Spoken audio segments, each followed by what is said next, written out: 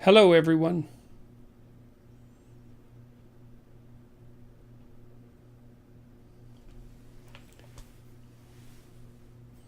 So the first question that came up, there's something I want to say first. First, thank you for tuning into this Q&A. It's always much appreciated.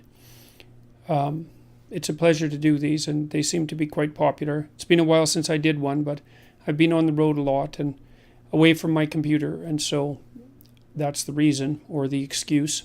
Take your pick. Hopefully, it's a reason. I wanted to let you know too, those of you who don't know, I have worked on two programs online that are hypothetically helpful to people. One is selfauthoring.com, and that helps you write about your past and your present and your future. To catch you up, that's the past authoring program. To identify your faults and virtues, that's the present authoring program. And to make a vision and a counter vision for your future, and to make an implementable plan. They're writing exercises. I produced a 20% discount for all you Q&A people today. So if you use the discount code AUGUST at selfauthoring.com, then you can purchase the full set of programs for 20% off. And we have a 2-for-1 offer, so you can share that with a friend as well. So, and then understandmyself.com is a personality test site that enables you to get a Big 5 readout of your personality with each of the Big 5 traits: extroversion, neuroticism, agreeableness, conscientiousness, and openness, broken down into their two aspects. So you can get a pretty comprehensive view of your personality. And that code is also August, and that's in the description of the video in case you forget. So if you're inclined, you can use those codes and you can try out those programs. We know the future authoring program, for example, if university students do it, especially the ones that are struggling, it produces quite a marked increase in their propensity to stay at university and to get better grades. So the programs seem very, very effective. So if you're trying to straighten out your life, then I would recommend the self-authoring program. And if you're trying to understand yourself better, or someone that you know, then you could try understandmyself.com. So that's that.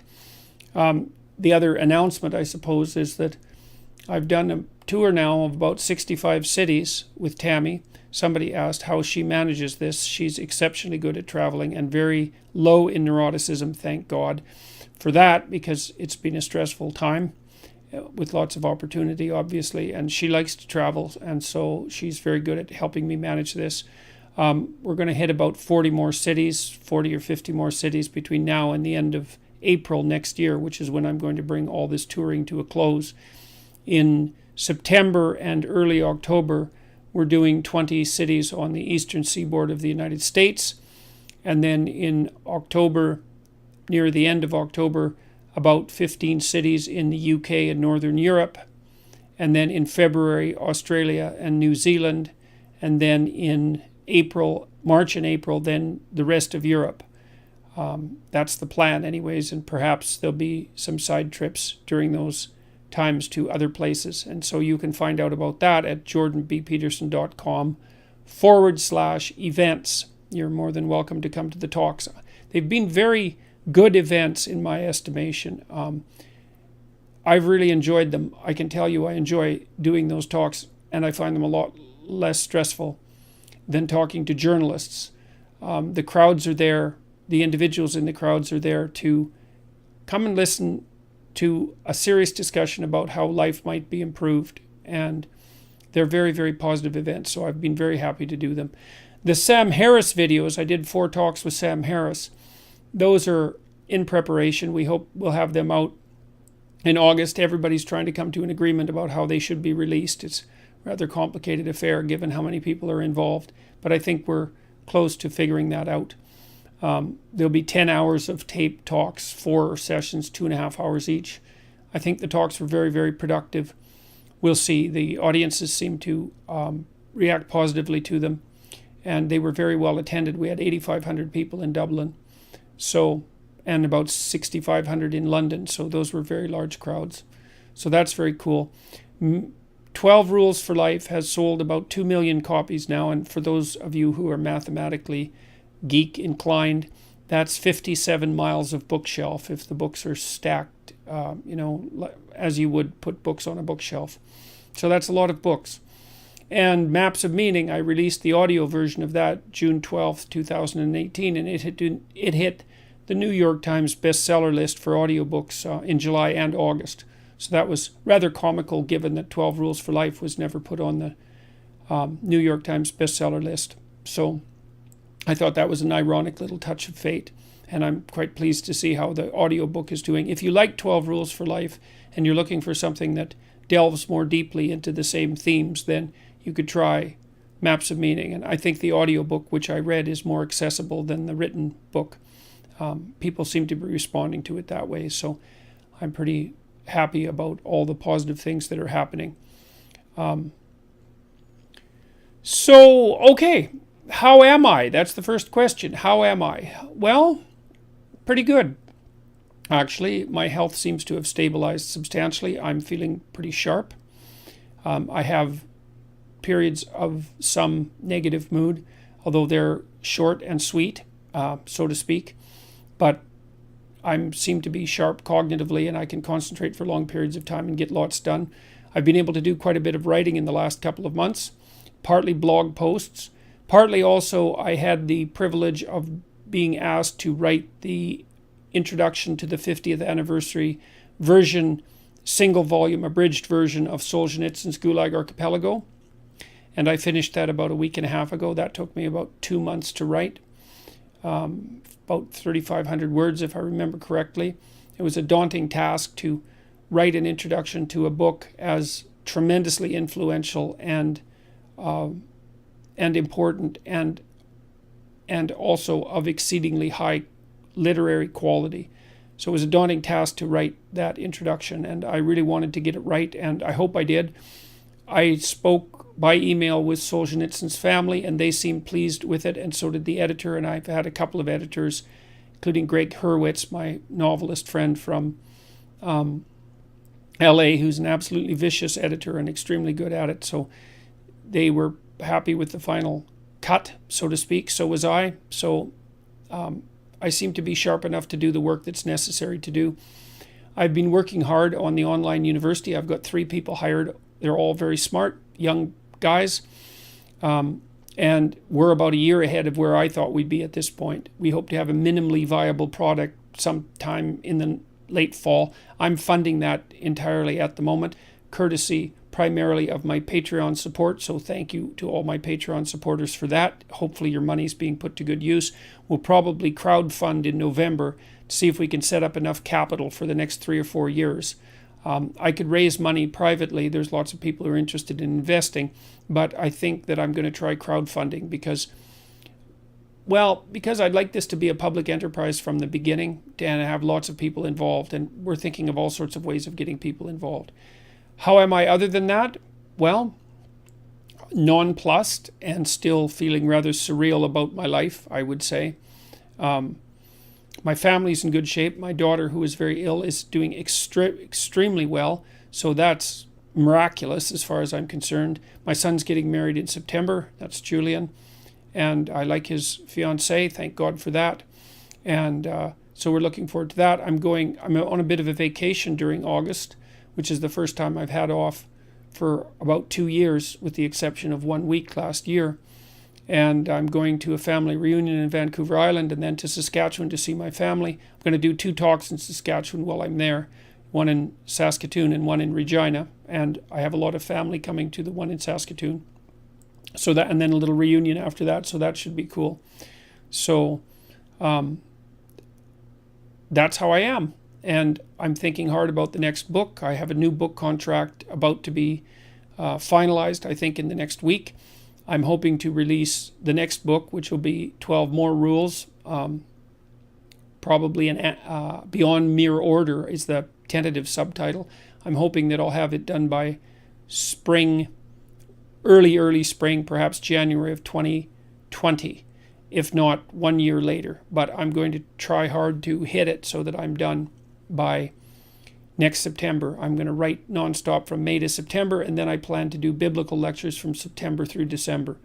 So the plan is to tour from January through May, essentially, then to write for 4 months, then to lecture, to prepare the biblical lectures and so forth for 4 months. And so that should be next year. So that's an update. Hopefully that's all useful information. I'm very pleased about all the support. It's quite remarkable, all this interest in these complicated matters and complicated discussions. And it's so nice to see people concentrating on psychological and philosophical issues and leaving the idiot politics as far behind as possible, because it's certainly what would you call it? A distraction, and a dangerous one at that. So it's so funny talking to the mainstream media types, because everything they talk about has to be viewed through a political lens. And although I continue to insist, I did BBC Hard Talk, which was aired today, and that was a classic example of an interviewer being entirely scripted and trying to push everything that's happening around me, I suppose, into a political narrative. And it isn't political as far as I'm concerned. Not everything is political, despite the insistence of people who feel that the personal is always political. It's like, no, there's philosophical domain and a theological domain and a psychological domain, and those should be kept the hell separate from politics. All right. What can a too agreeable young woman do to be more disagreeable and assertive if that isn't how she is temperamentally inclined? Well, that's a good question. And I would say, first of all, that's a very common question that people who go into psychotherapy ask. I think the most common problem that psychotherapists deal with, apart from anxiety and depression, is probably assertiveness training. So the first thing I would say is you really need to figure out what you want.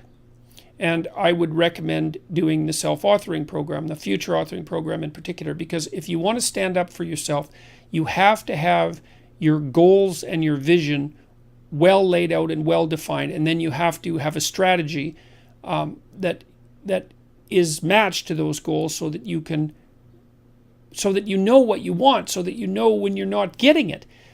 Otherwise, you're left with a vague sense of dissatisfaction and resentment, and that's a very, very difficult thing to articulate. And if you can't articulate it, then you can't negotiate.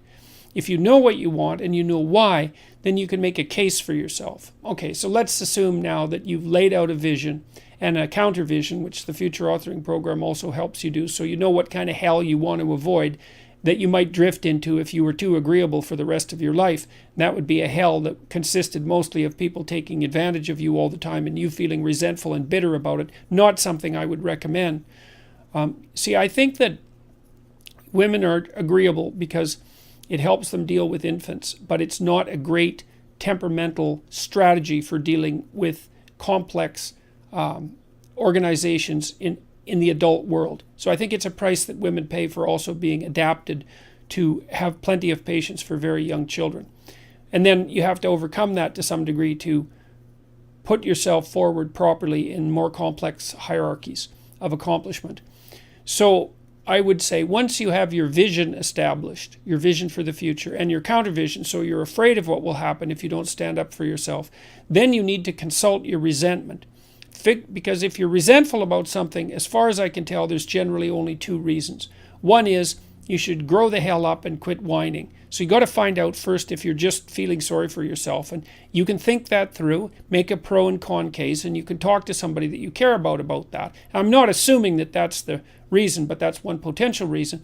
If you're not merely feeling sorry for yourself, then you probably have something to say and something that you need. And you need to figure out what that is, and then you have to develop a strategy to put that forward. I've seen lots of people in my personal life and in my private practice not get what they want because, well, A, they don't specify it, and B, they don't ask for it. And if you're negotiating, say, for a raise or for a promotion and so forth, you have to put yourself forward. You need to tell the person you're working for why you should be treated with more consideration or respect, or have more resources devoted to you, or more authority shifted to you. And you have to make a case for that, a compelling case, so that they have a reason to attend to you. And they're not going to notice, because most managerial types are so overloaded with work that they never notice when anything's going right. They just notice the things that are going wrong. So you need to make a plan, You have to have a strategy that goes along with that plan. You have to have articulated arguments for why a certain form of treatment is appropriate to you. And then you have to have the courage to put that forward. And I guess you have to remember that you owe yourself as much as you owe other people. You have to take care of yourself like you take care of other people. And that's a moral duty. And if you practice that, you can do it.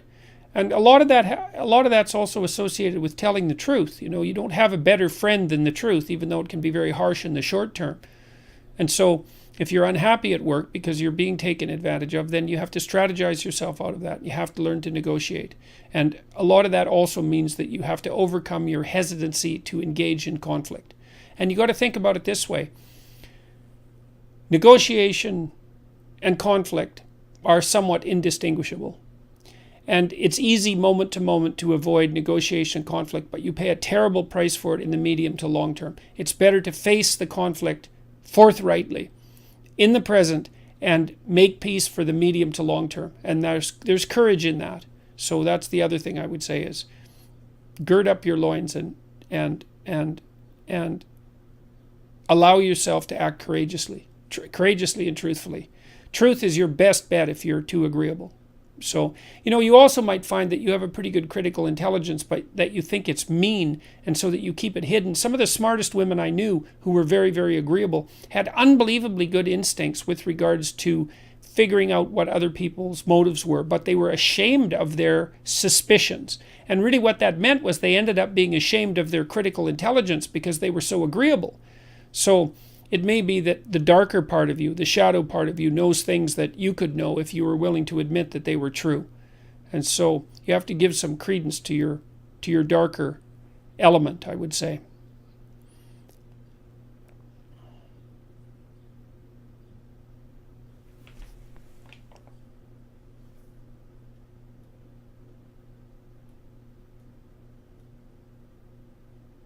How do you know if you're communicating with the actual person or a mask?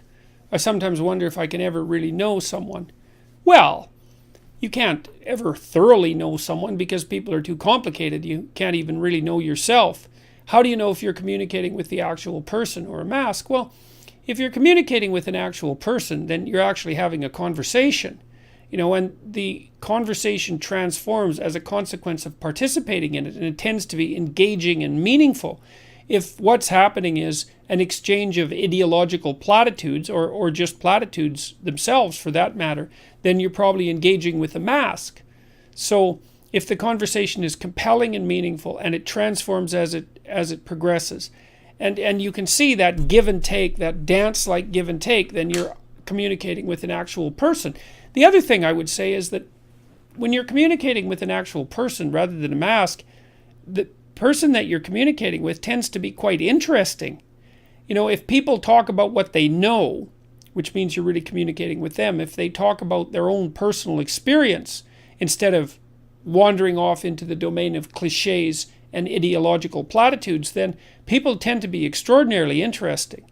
And so that's another good tactic and a good hint that you're where you should be when you're conversing.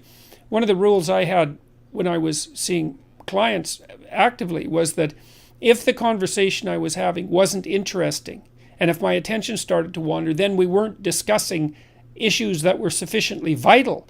Because if we were discussing vital issues, then the conversation basically flew by. And so I think that's a good marker.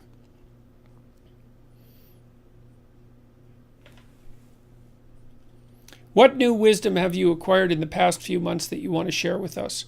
Well, I've got one, I think. I've thought up a bunch of new things, but this one I'm really happy with.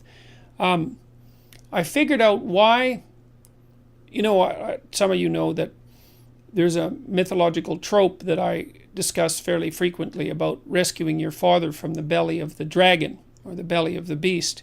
It's a motif that you see. Well, you see it in The Lion King. You see it when Simba is being initiated by the baboon. I don't remember, Nafiki, I think his name is. After Nella humiliates him because he's still a pathetic adolescent, he follows the baboon, I think it's a mandrill actually, down underground essentially through a long tunnel. There's a lot of kind of scary music in the background, and he ends up contemplating himself in a dark pool, and then his father appears in the sky. And so that's one example of the reconstruction of the mythology of encountering your father in the abyss. You look into the abyss and you see your father. And then in the Pinocchio story, Pinocchio, of course, when he's trying to become a genuine human being, instead of a marionette pulled by other people's strings, or a neurotic, or a liar, or a jackass, because those are his alternate destinies, he goes down to the darkest place he can find, the bottom of the ocean, and finds the biggest monster he can look at, and inside he finds his father, and then rescues him. And the question is, why do you find your father when you look into the abyss? And I really do think I figured this out, and it's quite exciting to me. It's such a brilliant image.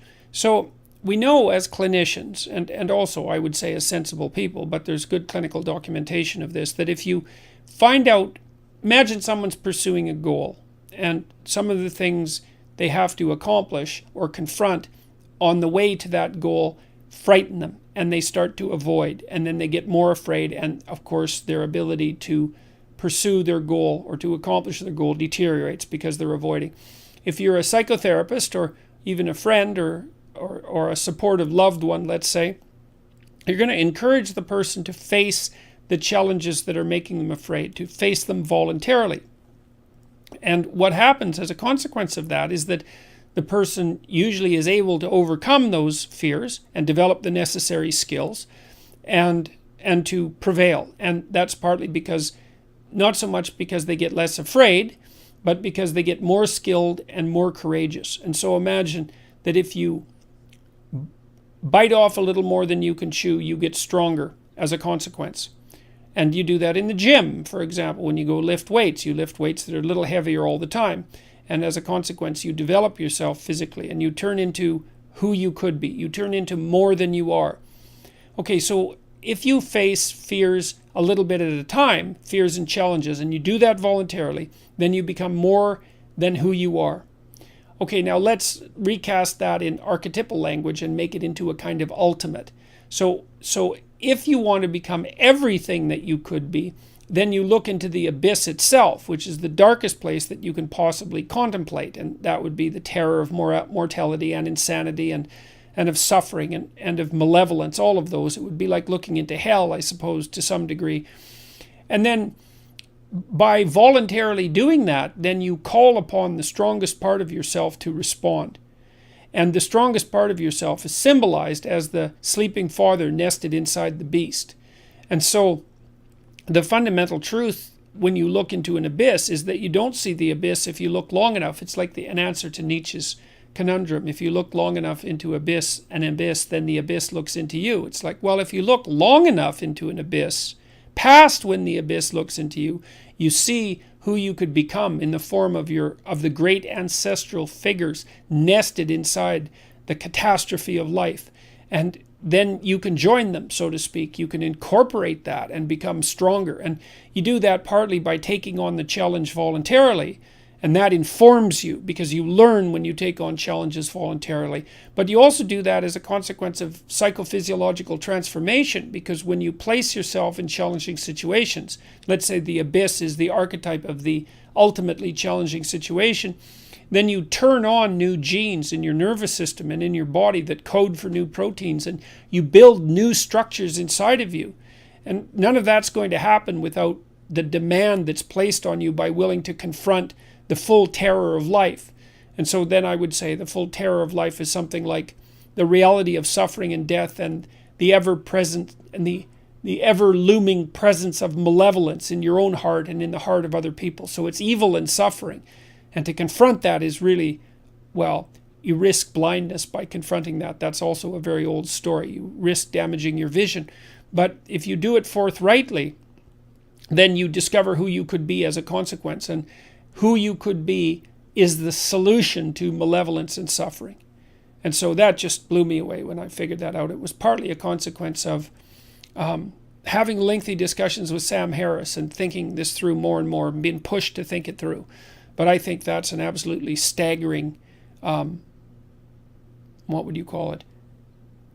Articulating that articulating that image fully for me, I don't know if I've articulated it fully, but articulating it more fully really had a profound effect on me. I think it's such a brilliant conceptualization that inside the darkest place is the heroic ancestor whose identity you could incorporate. Perfect. It's perfect. And I really believe it's true. And what it does is it says that a human being is actually stronger than the greatest challenge that can be set before him or her. And that's really something. I also believe it's true. Doesn't matter how... The other thing that's so interesting about that is that it transforms pessimism into optimism. It's like, well, the world is a very dark place. It's full of suffering and it's full of malevolence. And it might even be so full of suffering and malevolence that a reasonable person could question the justification of its being, as Ivan Karamazov does in The Brothers Karamazov, which I would highly recommend, by the way. That's an absolutely great book, Dostoevsky.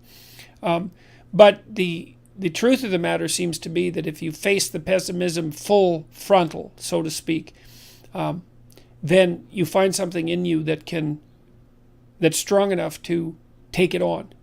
And that really says something about, what would you say, the relationship between human beings and divinity, I would say, because it takes something transcendent, of transcendent power, to be able to rise above the genuine suffering and malevolence of life. And I do think that we have that within us if we don't shy away from the challenge. So, there's in the story of King Arthur and the Holy Grail. So the Holy Grail is one of two things. It's a cup that either held the wine that Christ drank at the Last Supper, or that was used to catch his blood when he was speared on the cross. Either one. But it's the reservoir, let's say, of the fluid that eternally nourishes. It's something like that. And when you go to look for the Holy Grail, you don't know where to look because you don't know where the Holy Grail is.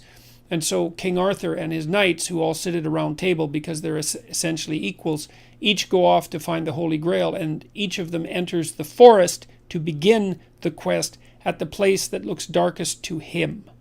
And that's another example of the same idea, is that it's another example of a dictum from Carl Jung, which he extracted from the alchemical literature, which was in sterquilinus invenitur, which means, roughly speaking, in filth it will be found, or more to the point, what you most need will be found where you least want to look. But you have to look purposefully. If it chases you, you're prey. If you confront it, then you're the thing that can transcend it. And that's an unbelievably optimistic message, because it suggests that if you're willing to take on the burden of being with its suffering and malevolence, that you can awaken that which is within you that will allow you to prevail. And God only knows how deep an idea that is. It might be the deepest of ideas, because who knows what the limit of a human being is. So, well, that's some of the wisdom, so to speak, that I've acquired in the last few months. And there's quite a bit more too. But I'm going to write all this down and hopefully publish a bunch of it in my next book. I figured out a bunch about hierarchies too, and how they function, and I've developed a whole new way of conceptualizing. One of the things I was arguing with Sam Harris was the relationship between facts and values, because Sam, and he has his reasons, would like to propose that we can derive values directly from facts. And he wants to do that because he wants to nail the world of values to something solid, so it doesn't float in air and get, let's say, what would you call it, hijacked by the fundamentalists, or dissolve into nihilism. And both of those are terrible ends for a hierarchy of value. So he wants to nail it to something more objective and less relativistic and less grounded in revealed truth. That removes it from the domain of fundamentalism. And so I can understand his point and why he wants to do that. But the problem is that it isn't easy to derive values from facts, because there's an infinite number of facts and, by necessity, a very finite number of values. In fact, most of the time when you're doing something, you're reducing the whole world to one value, and that value is encapsulated in whatever goal you happen to be pursuing at the moment, or whatever you're paying attention to, which is also a form of goal-directed pursuit. And so I've also figured out that and I kind of knew this, but I could articulate it better now, that you look at the world of facts through a hierarchy of values, and that hierarchy of values is instantiated in your nervous system and simultaneously a social construct, because you pay attention to things of value that you and everyone else have established as valuable through a process of social negotiation. And you need to pay attention to what you think that's valuable that everyone else thinks is valuable, because otherwise you wouldn't have any basis for shared attention, and you wouldn't have any basis for trade with other people. So that's another thing. So that's really been helpful, because so now I've figured out that you reduce the infinite world of facts to the finite world of values by viewing the world of facts through what's essentially a dominance hierarchy of value. And that exists both out in the social world and neurologically at the same time. And so that's been unbelievably useful to figure out too, and part of a mystery that I've been trying to untangle for about 3 decades. So that's extremely helpful.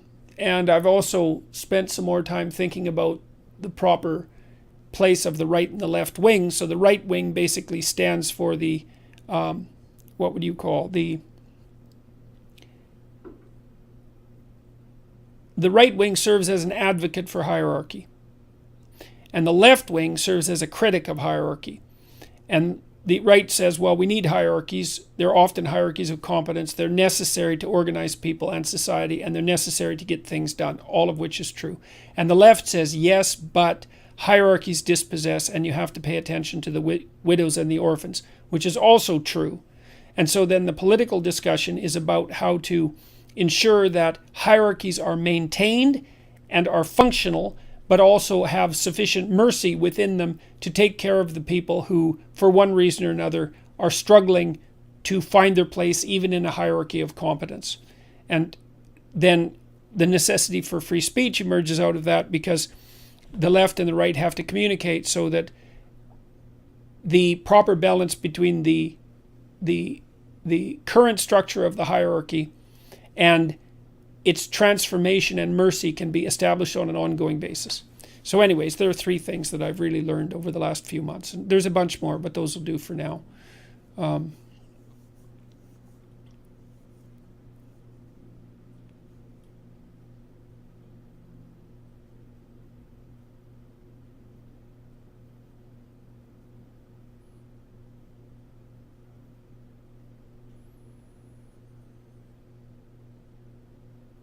If too much masculinity is tyranny, but the right amount is order, and too much femininity is chaos, what's the word for the right amount of femininity? That's a really good question. I read that a bit earlier, and I couldn't come up with something immediate.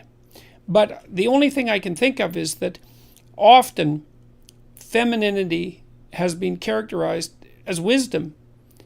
And maybe that's so the wisdom that God, in the Judeo-Christian tradition, that God consults is feminine.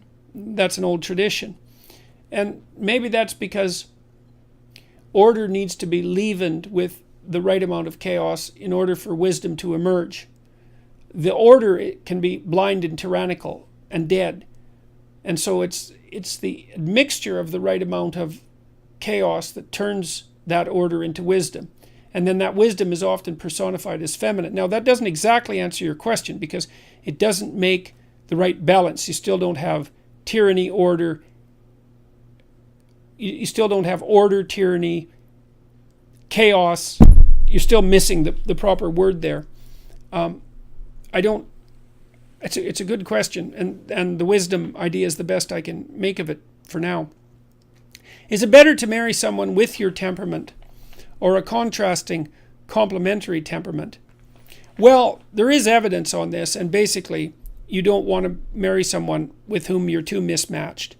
Now, the only possible exception to that is neuroticism.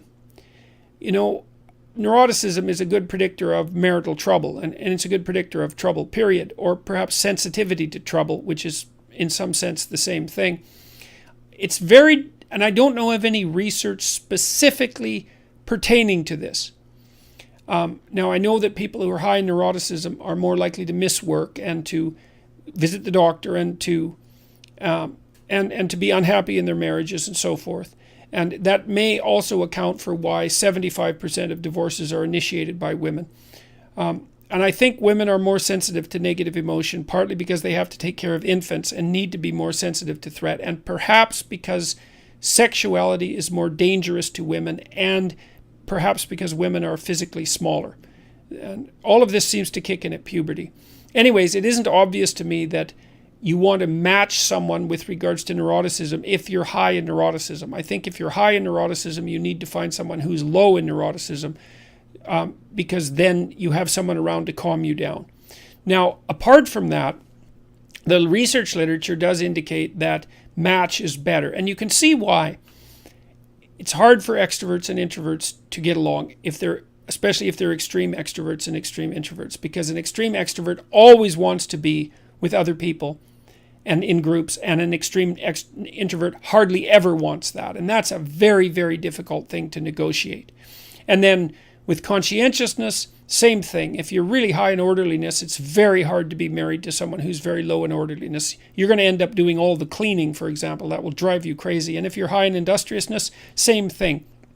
Now, if you're super high in industriousness and orderliness, you might want someone who's maybe moderate in both to kind of temper you a bit, because one of the problems with being too high in conscientiousness is that you can't stop working. And you should probably stop working from time to time. Agreeableness, same thing. Hard for an agreeable and disagreeable person to get along. The agreeable person will always be... The disagreeable person who won't shy away from conflict is likely to dominate the agreeable person quite badly. So that's a tough bridge that's a tough chasm to bridge as well. So you look for temperamental similarity. Now, it's complicated because, like, if you're really, really low in industriousness and you marry someone else who's really low in industriousness, well, that's going to be trouble for both of you, because there isn't going to be anyone around who's going to do the work. So you might understand each other better, but as a long-term strategy, it's not a very good one. So it seems like your message is primarily positive masculine, whereas the positive feminine is not elaborated with near the same resolution. What do you think? I don't really think that's true. I think that might be somewhat true of 12 Rules for Life, although I'm not convinced of that. The message in 12 Rules for Life is to find a balance between order and chaos. And there's plenty of discussion in there about the danger of an excess of both. Certainly Maps of Meaning is elaborated out more with regards to the positive masculine, or with regards to... Maps of Meaning is elaborated out more completely than 12 Rules with regards to the positive role of the masculine and the feminine. I think it's complicated in part because the feminine, classically speaking, is associated with smaller scale, intimate, familial groupings. And so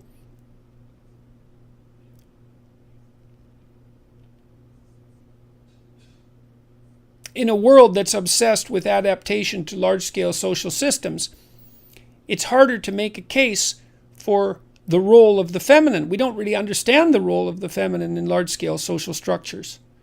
So, and we don't have a cultural myth, apart from Beauty and the Beast, let's say, that describes the role of an independent female operating in the fundamentally masculine social world. And we don't even know what something like that would look like. And there aren't guiding stories to some degree, because women haven't been able to do that except in the last 100 years. So I don't know what the positive feminine on a large scale would look like. And we don't have guiding stories for that. This is partly to underline the absolutely radical nature of the birth control pill. And not only that, but the provision of technological devices that aid women in dealing practically with their monthly menstrual cycle, which was also a huge impediment to women in terms of interacting in the, let's say, the patriarchal world. So now women can take their place in the broader cultural world. And we don't know what the model for that is. So, you might say, well, they should adopt the heroic masculine perspective, and certainly to some degree that's true, but that's not a particularly fruitful archetype when it comes to having a family. And having a family is actually extraordinarily important, and it's certainly the thing that dominates the thoughts of the majority of women as they approach their 30s. All cultural noise to the contrary. So it's something we're still puzzling out, and I suppose I'm still puzzling it out too. I mean, with my daughter, I tried to encourage her to be as sharp and as intelligent and critically minded and ambitious as she could be, but also let her know that if she was always interested in having kids, but to also let her know that having a family is an extremely important thing. How to balance that? Well, that is the modern conundrum, isn't it? We want to figure out how to maximize our access to the talents of women, but also to set up a situation where it's possible for talented women, and women of all talents, let's say, as well, but talented women who have options in the workplace to also have a family. And this is a tremendously complex problem, and it isn't clear how it's going to be solved.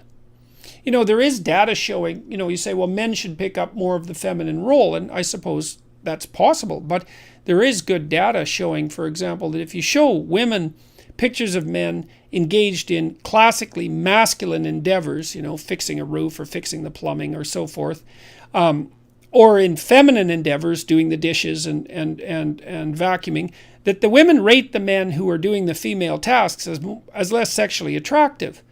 And so it's not all on the men with regards to the utility of them picking up a more feminine role.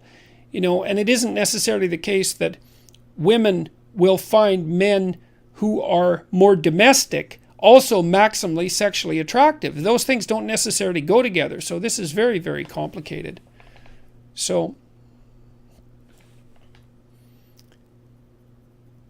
I'm quite shy, and when asked questions in public, I find it hard to articulate a good answer, but will come up with a strong response hours or days later. Any advice? Yeah, I have some advice. One is that, you're probably introverted, eh? So you're not as verbally fluent as an extrovert would be, and not quite as fast on the draw verbally, but that means you need some more time to contemplate. And maybe you're high in negative emotion too, because shyness can be a combination of introversion and high negative emotion. It can be one or the other, but technically shy is introverted. Anyways, what I would certainly recommend for you is that if you're faced with a complicated question, especially one that has to do with an important decision in your life, that you say, I need to sleep on it, or I need a couple of days, and not to answer on the draw. I mean, I think that's true even for extroverts. I think if you're called upon to offer your opinion about something complex, then it's perfectly reasonable to say, look, that's a really hard question. I'm not going to give you a casual answer. I need to think about it for a couple of days. So the advice would be, because you find it hard to articulate a good answer, don't allow yourself to be rushed. And the second is to understand that this is part of your temperament. There isn't anything wrong with it. It's just, it's how you're wired. So, what causes a person to hoard? Is it due to low conscientiousness? What is generally the best course of treatment? It's usually a consequence of relatively high neuroticism. And it's tangled in with disgust sensitivity as well. People who hoard have a hard time. They feel guilty if they throw things away because the things still have some residual utility. The best course of treatment is, behavioral therapy is probably the best course of treatment. And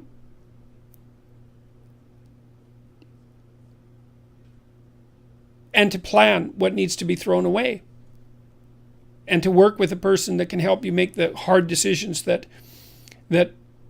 need to be made if you're hoarding. All that hoarded material is it's decisions that have been put off. So a lot of that is high neuroticism. Some of that can be a consequence of low conscientiousness as well. So the best course of treatment is to find someone to help you plan how to approach the horde. Very complicated. So, all right.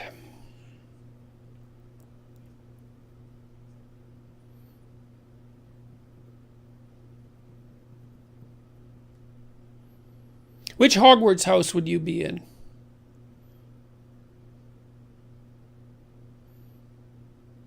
Well, I think I'd have the same issue as Harry Potter. When the hat was first put on, it would think that I might make a perfectly good denizen of Slytherin. So, although that probably wouldn't be where I would end up. So,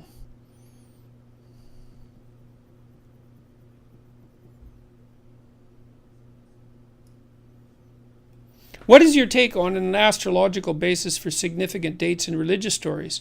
Example, Christian religion is a parody on the worship of the sun. Well, it's certainly not a parody.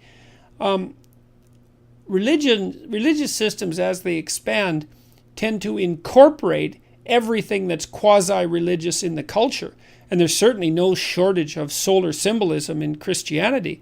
I mean, it's not fluke that Christ is the sun and there are 12 disciples, just like there are 12 astrological houses. And it's not fluke that the birth of Christ takes place essentially at the same time as the shortest day of the year and the rebirth of the sun. All of these things line up. Now, whether that's synchronicity or whether it's the attempt by the collective imagination of human beings to align everything under a single truth, that's a very difficult thing to say. Or maybe there's a single truth at work. But the idea that Christian religion is a parody on the worship of the sun is definitely not the case. It's more like it's incorporated elements of the worship of the sun over thousands and thousands of years. And that's a very complicated issue. If you're interested in that, you could read Aion, A-I-O-N. It's a book by Carl Jung, which is like the most terrifying book I've ever read. And so you could... There's a deeper analysis of the relationship between astrological speculation and the emergence of complex religious stories. So,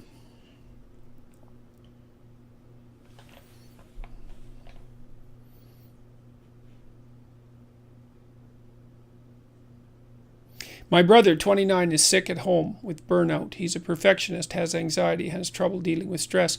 How can I help him become stronger? Well, you could encourage him to go talk to a therapist. You could tell him to go you should probably make an appointment with 3 of them. Go talk to each one for an hour. And if he likes one of them and he finds one who listens, then he can go back a couple more times. But it isn't going to hurt him to go once at least to go talk. It's also possible that he needs someone to talk to him about medication. You know, antidepressants, if he's in real trouble, antidepressants are often very helpful to people. Not always, but often. And so that is a lot better. Taking an antidepressant beats the hell out of being sick at home with burnout and its attendant dangers, cognitive dangers, dangers of stress-induced illness, dangers of suicidal ideation, all that sort of thing. I would also recommend that he try the self-authoring program. If he's at home, he could write about his past, he could write about his present, he could write about his future, he can do a bad job, he can do it over days. I think that, we have evidence that the program is extremely helpful to people, and there's evidence from other researchers that such programs really help. So that would be something that he could do while he's sitting at home, and it's not going to hurt him. Going over some of the more complex material might make him feel slightly worse in the short term, but the long-term payoff is very, very high. So that's what I would recommend. Encourage him to go talk to somebody. He needs to make a plan. He needs to come to terms with what's happened to him, and he needs to make a plan. And he might need to talk to somebody for a long time to figure out what the hell's going on. You know, and we also don't want to rule out, neither does he, the possibility that there's something physical wrong. You know, because there's increasing evidence that the depressive disorders, and that would include anxiety, are a consequence of such conditions as generalized inflammation. And that's really worth looking into. So I think a lot of the things that we think are psychological have a more pronounced physical basis. So, yeah. How do you dress so well? Any tips?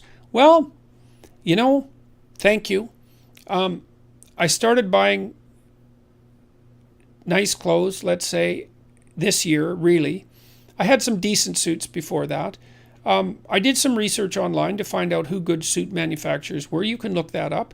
But before this tour, I went and talked to a good tailor, expensive place. I felt terrible spending so much money on clothing.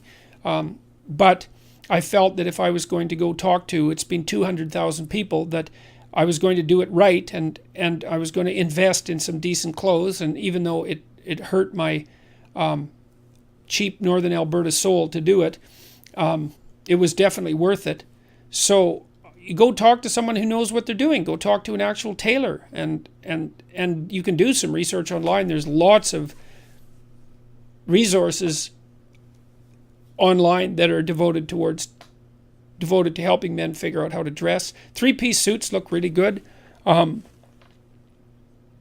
I've got them tailored and fitted, so they're not bespoke suits. They're off the rack, but they've been tailored, and that makes a big difference. All the subtle things that tailors do, they tuck it in around the waist, they cut it to your body, all of those things help. It's really good to have a good pair of shoes, a couple of nice ties. I learned how to tie a full Windsor knot recently, and that actually helps. You don't want your tie to look too skinny. Lots of people have been dressing up to come to my talk, so it's nice to see a lot of young men come well-dressed, often in 3-piece suits, but not always. And it's really good to see them dressed like grown-ups. I think that's a real plus. I had a rule that I didn't write in 12 Rules, which was dress like the person you want to be.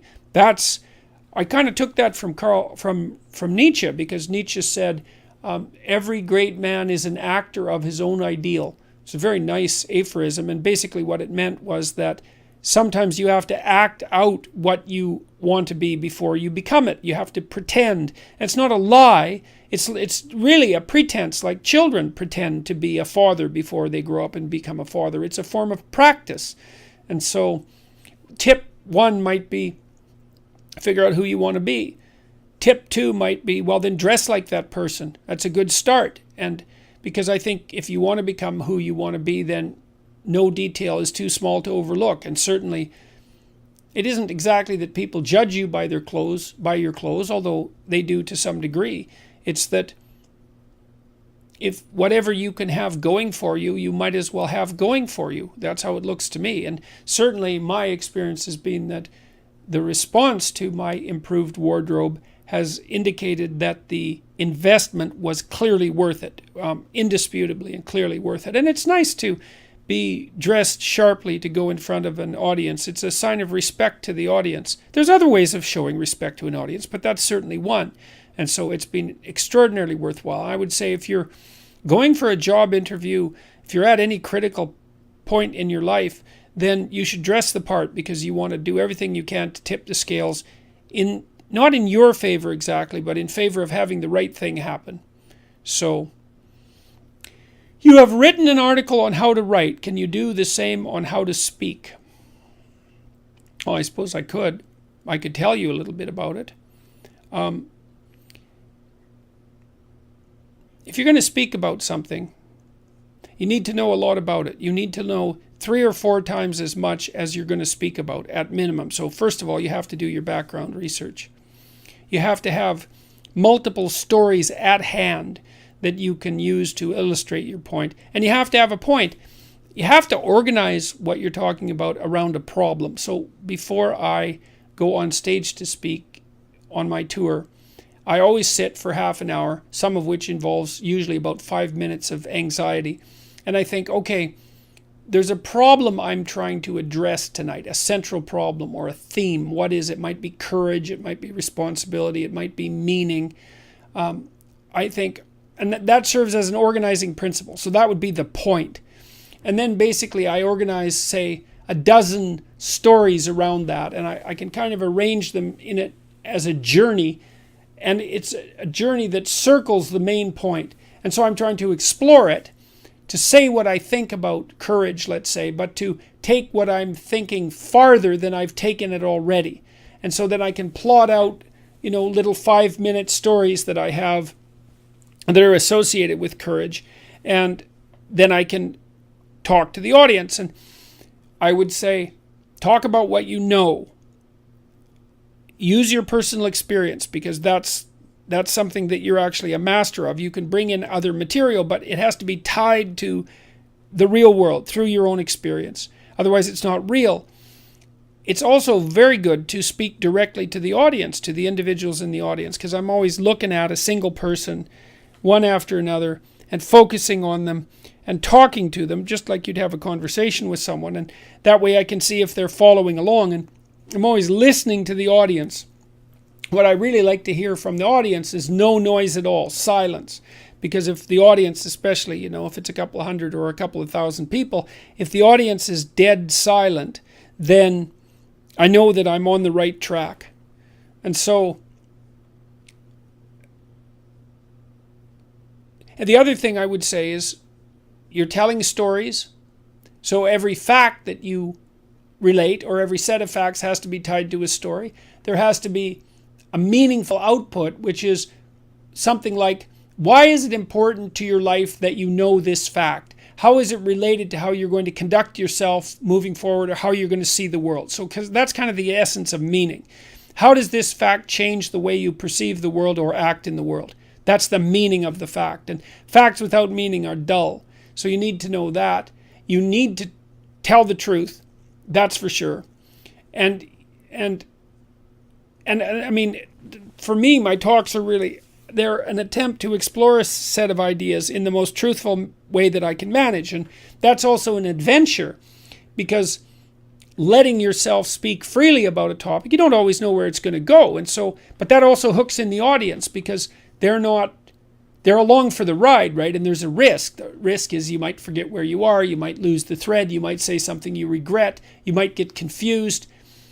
And the talk should be a process of exploration, like a journey that you're taking the audience along on. It's the same when you're reading a novel. Like a great novel isn't exactly plotted out from beginning to end to begin with. The author is taking himself or herself and you on an intellectual adventure through the character development, and the characters have to be allowed to live and to express themselves, and the novel needs to unfold. It's like a colloquy between the conscious mind and the unconscious source of inspiration. And the novel is actually a journey through a characterological landscape, and the author shouldn't know where he or she's going to end up at the beginning. Same with an artist and who's writing a song or a piece of music or a piece of visual art. There has to be play and exploration along the way. And so you also don't want to deliver an over-prepared talk, in my estimation, or at least that's not how I do it. You want to have a theme, you want to have a body of knowledge from which you can draw on, and then you want to be actively exploring the idea in front of the audience. And that's very gripping for everyone, including you. And you should learn something from the talk. It's an opportunity to think on your feet. And anyways, that's my style of lecturing. It's a trapeze act without a safety net, I would say. And that's part of what makes it gripping, is that there's a high probability of failure. And I would say with any performance that's going to be gripping, that on the edge of the seat gripping, there has to be a high probability of failure. And that's why I don't speak with notes. If you speak with notes, which you might have to if you're a beginning speaker, then you cannot fail, because you can always read the notes. And so there's a net. You'll fall in the net, but you won't die. But you'll never do anything spectacular. So that's the thing, is if you're going to do something spectacular, you have to take the risk. And if you're going to take the risk, you have to think on your feet. And then you also have to have something to think about. You have to have been working on this material. I've been working on the stuff I talk about for 30 years, for tens of thousands of hours. And so I have that reservoir of knowledge, I suppose. And, whenever I read something new, I'm slotting it into the knowledge structure that I use to generate my talks. And I'm reading all the time. And lots of the things I read, I forget. They're not relevant to my central mission, whatever that happens to be. It looks something like the delineation of the relationship between responsibility and meaning, and maybe responsibility, meaning, and perception. It's something like that. And so I have a central concern, or deeper than that in some sense. My central concern was how to ensure personally that if I was tempted, in a situation like the situations that arose in the Soviet Union and Nazi Germany, that I wouldn't fall prey to those totalitarian systems and act in the reprehensible manner that so many people acted in. That's really been a driving concern of mine. And that bleeds over into the relationship between meaning and responsibility and perception. So there's a core set of problems that I'm working on, and every talk is an attempt to further develop those. So you also have to have a problem, you know. You think, well, you don't want to have a problem. It's like, yeah, you do. You've got problems anyways. If you're alive, you've got problems. Pick one of them. It can be your problem, and that can be the problem you try to address, whatever that happens to be. And then you have something to talk about. How am I going to address this problem? How can this problem be addressed? So you need to have a problem too if you're going to talk, just like you need to have a problem if you're going to write, because the writing is an attempt to solve the problem, and so is the talking. If you're not trying to solve a problem, what the hell are you doing talking? Why should anyone care? It's got to be a real problem too, like a nail biter of a problem, a dragon of a problem. And if it's a problem that everyone else shares, so much the better. So, and then you grapple with it. So,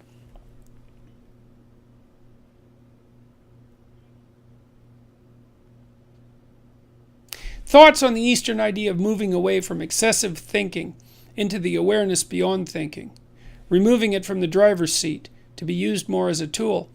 Yeah, well, I thought a lot about this in relationship to a couple of ancient ideas. The one Mesopotamian idea, characterization of Marduk, who was the highest Mesopotamian deity.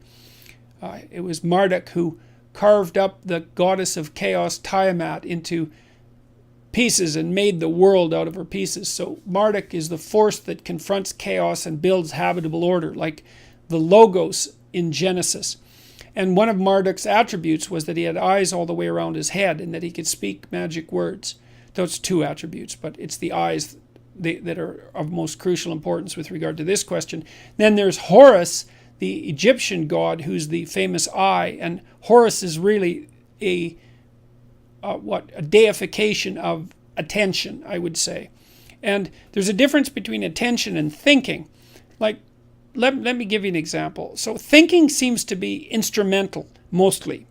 So if you're people also often say to me, well, what's your strategy when you go into an interview? And the answer is, well, I don't have a strategy when I go into an interview because I'm there to have a conversation. And I'm not sure where the conversation will go, and I'm willing to let it go wherever it goes. I'm not there to sell books, although I'm perfectly happy if more books sell, because obviously I wrote a book and I want people to read it, and there's a whole enterprise behind it, and so it's also my responsibility to do the marketing properly. But I'm not going to do these interviews to sell books or to promote myself, or I don't have a strategic goal in mind, except that I'm going to have a conversation and I'm going to say what I think and take the consequences, because I assume that if I say something and I believe it's true, then the consequences are as positive as they can be, regardless of how they look at the time. And that's an issue of faith, because I believe that the habitable order is generated by spoken truth. I believe that. I think that's the truest thing I know. And so I go into the interview, and I did this in my clinical practice, and I try to do this when I'm talking to people too, is that I'm not thinking about where the conversation is going or what point I want to make or what I want the outcome to be. Any of that. I just let that go. It's within this broader framework of assuming that the truth is the most effective means of progressing. And then I pay attention. And what happens when you pay attention is that while you're watching a person, this is a great treatment for social anxiety, by the way, because if you're socially anxious, you tend not to pay attention to the person. Pay attention to who you're talking to. Watch them like a hawk, like not paranoid or anything like that, and not too intently because you'll make them uncomfortable, but intently. Pay attention to what they're saying, to how they look, to their facial gestures, all of that. Look at their face and watch and listen and try to understand what they're saying. And what you'll see is that, well, questions pop into your mind. It's like, well, I didn't understand what you said. Can you clarify that? And it sounds like you mean this. Is this what you mean? But not in a, I'll put you on the spot because I think you're wrong sort of way, but in a clarification sort of way. And all of that's attention. And so when I'm doing clinical work with people, and this is the reason I quit, by the way, about a year ago, is because I was starting to get distracted. I had a rule, which was, you have an hour with me and I do nothing but pay attention to you. I'm not thinking about what I want to accomplish. I'm not thinking about the problems in my life. I'm not distracted. And I listen to you and I ask questions when I don't understand. And if a thought occurs to me while I'm paying attention to you, then I'll tell you what it is. You see, and that's using awareness primarily and thinking secondarily. Like, I don't think, well, here's how I want to cure this person, and I'm going to maneuver them into certain responses by using these communicative tools. I think I'm going to pay attention to this person.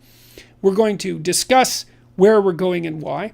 I'm going to listen to what they say, and then when they're talking, things are going to occur within me. I'm going to see images, and thoughts are going to emerge from the background. And then I'll share them.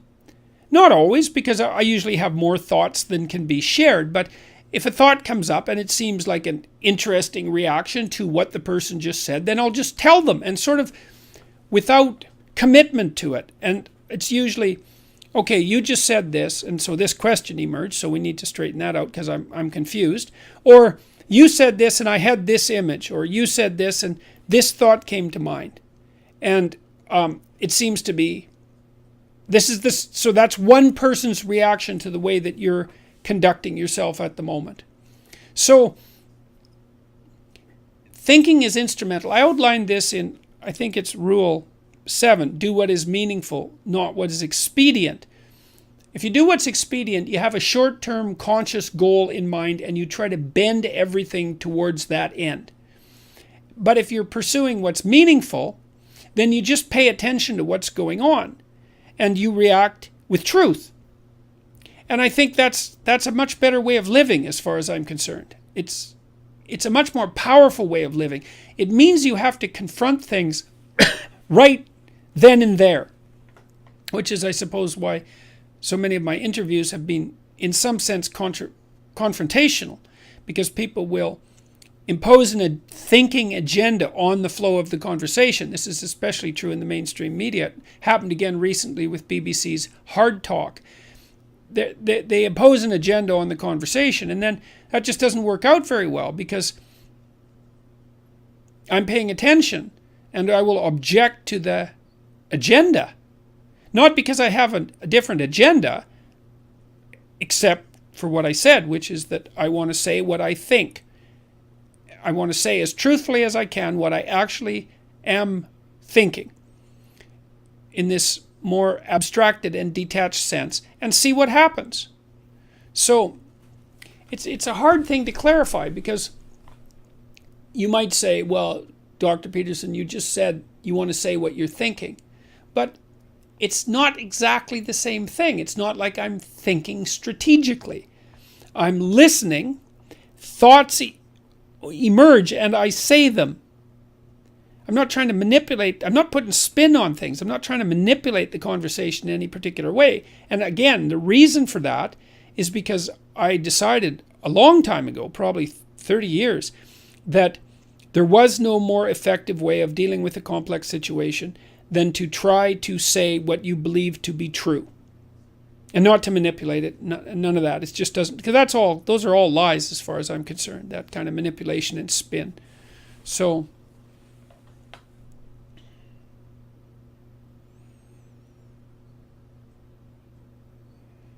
if he who is invited to the largest possible number of games is also the person that goes out to conquer the unknown, could this lie in reciprocal altruism? That's a really good question. I would say it almost certainly does.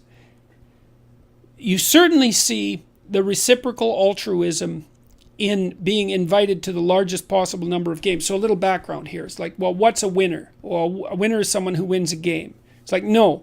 A winner is someone who gets invited to play the largest possible number of games.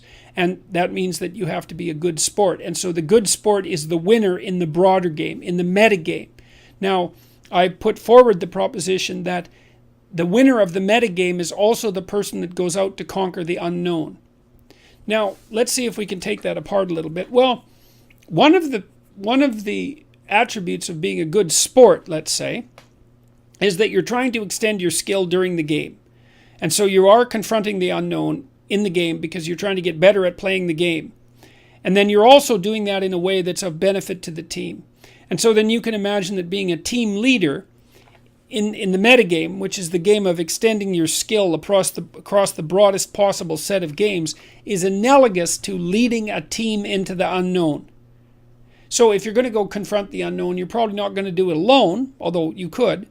And to some degree you have to be alone, but you're generally going to do it in a cooperative and competitive way. I mean, that's why in stories like The Lord of the Rings and The Hobbit, for example, and even Harry Potter for that matter, none of those people are alone. They lead or are part of a broader social group, and they're important, and they're team players within that group.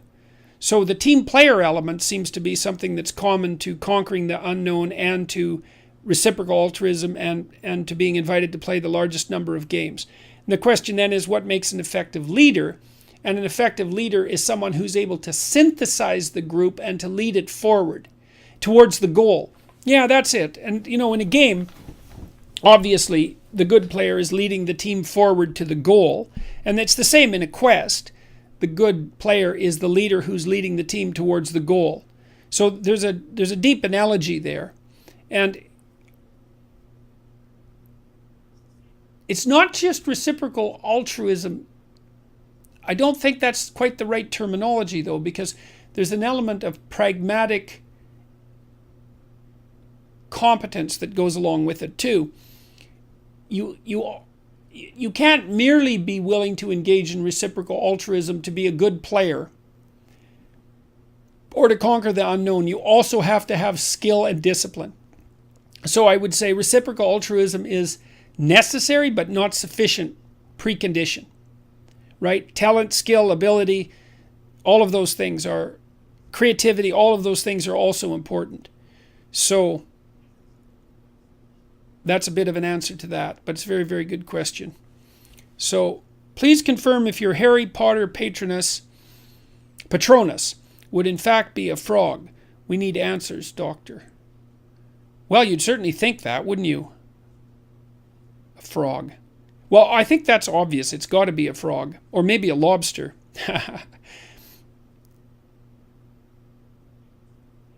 I wouldn't have guessed that it would be a frog, but that certainly seems to be how things have developed. And I suppose, a frog is at home, on dry land and in the water. And that makes the frog a kind of psychopomp. And I've strived to be at home in the air and in the water, and to bring up the gold ball from the bottom of the lake, like the Frog Prince. Yeah, definitely frog. Okay, so you've got your answer. I've got my answer too, I guess. On completing understandmyself.com, I scored exceptionally low, 0 on conscientiousness, industriousness, and orderliness. What can I do for motivation? Well, Dean, the first question is, how old are you? And you're going to have an easier life if you're still young. Because if you're older and you have that score, then that's going to be rough. Perhaps you're high in openness, in which case you're going to derive your motivation from engaging in creative endeavors. Perhaps you're high in agreeableness, which means that you might find meaning in caring for other people. Perhaps extroversion, which means you're going to find engagement in being with other people. So those are potential sources of motivation. You may have to look elsewhere than duty, let's say, and achievement ambition for your primary sources of motivation. One thing I would caution you, though, is that you likely need to make friends with a scheduler like Google Calendar. Try to design days you want to have and to learn to structure your time, because even if you're high in openness, which makes you creative, you're going to have a hell of a time sticking to things. And so maybe you need to partner with someone who's high in conscientiousness. But I would really recommend trying to discipline yourself. Use Google Calendar to design the days you want to have, and learn to schedule and regulate your time use, because 0 is very low, and my suspicions are you'll pay quite a high price for that. So what do you think about Alice Miller and her thesis that most psychological diseases and aberrant behavior are the result of some kind of childhood trauma? Some are. But some forms of childhood trauma are also a consequence of psychological diseases and aberrant behavior. So this is very, very complicated. I'm more on the existentialist front with regards to these sorts of theories. So Alice Miller's thesis is basically Freud's thesis. Freud certainly posited that many forms of psychological distress were a consequence of childhood trauma of various sorts. I think the existentialist take on that is more accurate, which is that life in and of itself is sufficiently harsh and full of betrayal and other forms of malevolence to cause any number of psychological diseases and produce any amount of aberrant behavior. So I don't think it has to be, it's not as if we all had childhoods without trauma that we would have grown up to be perfect adults. That's also a disguised form of Rousseauian philosophy, and Rousseau's philosophy is people are basically good, but culture makes them evil. And that's not true. People are basically good and evil, and culture fortifies the possibility of both, adds strength to the possibility of both. So I think that people are sometimes damaged in childhood in ways that need to be addressed in adulthood, but that there are plenty of other reasons for psychological and physical disorder. Genetic causes, causes related to all sorts of physical diseases. No, it's way too simple. It's way too simple a hypothesis. And it's caused an awful lot of trouble, because a lot of simple-minded therapists always assume that if someone is having psychological problems in adulthood, it must be because they had childhood trauma. And everybody has an unhappy childhood to some degree, so you can always find something.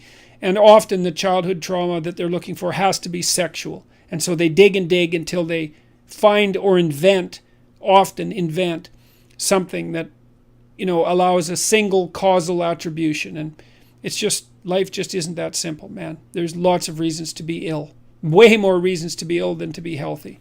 So, what if the truth could unravel your entire life? Yeah, well, first of all, it would. And second, yeah, I know what you mean. You mean, what if, I suppose that a cardinal case there would be that you did something really terrible, and that if that was revealed, it would be a catastrophic situation. It's like, without knowing the details of that, I can't provide a generic answer. I think that there are some sins that are so egregious that you don't get to confess to them. Like if you've done something terrible, and I'm not recommending this, it's just an example. If you've done something terrible and you know that if you revealed it, it would blow the lives of many people around you apart, it isn't obvious to me that you have any moral justification for confessing just to free your miserable soul.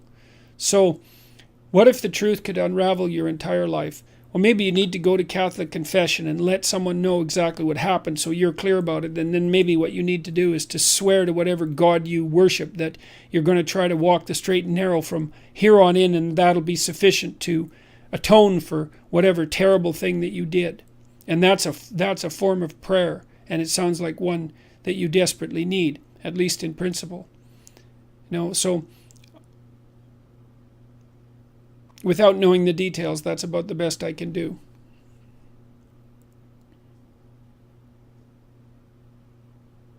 I think what put you over with so many of us was the constructive message of how to be a good man. Well, a good person, I would say. Do you think that's where the media want you to go? I don't know. Generally not. I mentioned this earlier, is the media, as it disintegrates, and it certainly is disintegrating at an incredibly rapid rate, everything is political. It's as if the philosophical and the psychological and the theological don't exist. And, increasingly in my interviews, I've been talking about what's been happening at my lectures on my tour and describing the fact that the vast majority of the audience isn't there for political reasons at all. They're there because they want to figure out how to have a responsible and meaningful life. And it's as if that story just doesn't exist. The framework, which is basically a political framework and increasingly a politically correct framework, doesn't allow that to exist as a reality. And that's why, well, I'm much more comfortable lecturing to the crowds that have been coming to see me than I am talking to journalists. It's become, I have been limiting my interactions with journalists, even though that might not be self-evident yet. I have been trying to do that. The demands have been increasing. So the proportion of media invitations that I'm responding to has fallen dramatically, even though the absolute number hasn't declined as precipitously. And the reason for that is that, well, I find the typical interview very stressful, very, very stressful. I'm on guard, and I would say also my attitude isn't as good as it could be anymore because because I'm on guard so much. It's easier for me to get a bit snappy and unpleasant, and that's bad. That's bad. I don't want to do that. I want to stay calm and detached and try to, tell the truth and be happy that I'm there regardless of the circumstances. The fact that the mainstream media, let's say, is not very receptive, although sometimes there's exceptions, not very receptive to the idea that I could just be going around talking to people who want to get their life together is quite saddening, and I think it's definitely a commentary on the fundamental corruption of our media apparatus. I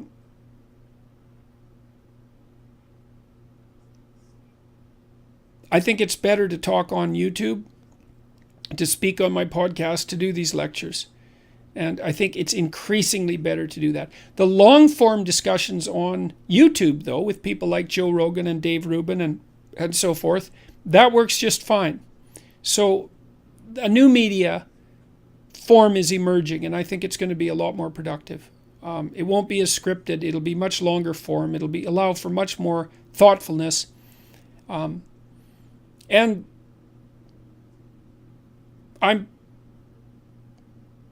it's okay.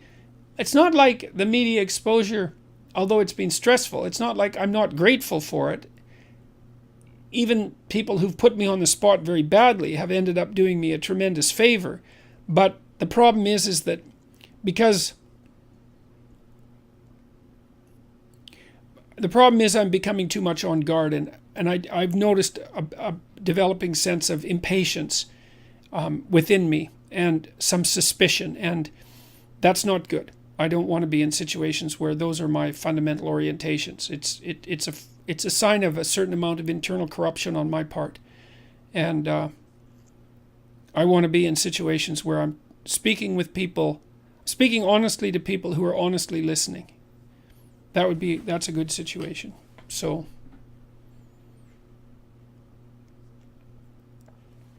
would you agree with C.S. Lewis that if you look for truth, you may find comfort? If you look for comfort, you will find despair. Oh yes, that's definitely the case. It's quite an intelligent phrase because he says if you look for truth, you may find comfort. He didn't say you will find comfort. Yeah, well, sometimes if you look for truth, you don't find comfort to begin with, that's for sure. You find a lot of trouble.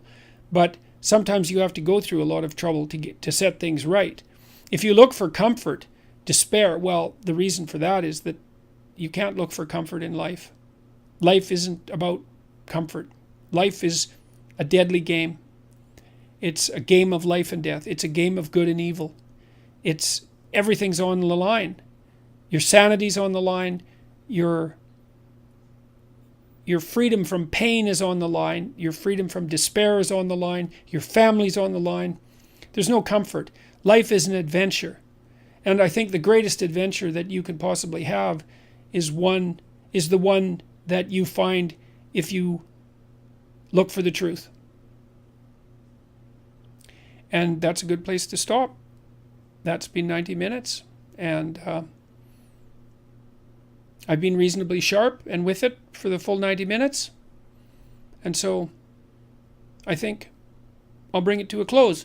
Just a couple of reminders. for those of you who tuned in late.